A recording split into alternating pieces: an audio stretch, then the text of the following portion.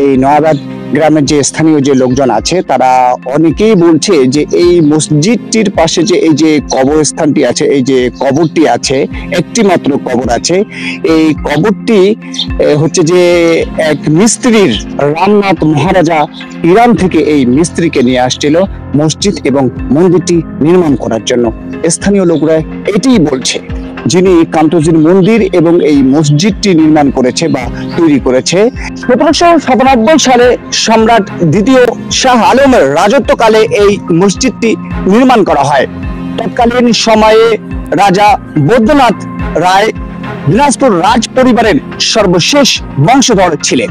18 শতকের মাঝামাঝি সময়ে কান্তজির মন্দির তৈরিতে আগত মুসলমান স্থপতি ও শ্রমিকদের মাধ্যমে এই নয়াবাদ মসজিদটি নির্মাণ করা হয়। এই নয়াবাদ মসজিদের ছাদে 3টি গম্বুজ এবং অষ্টভুজ আকারের 4টি মিনার রয়েছে। এছাড়াও এই মসজিদের দেয়ালের পুরুত্ব 1.10 মিটার। পশ্চিম দিকে 3টি মিনারের বিপরীত পাশে 3টি দরজা স্থাপন করা হয়েছে।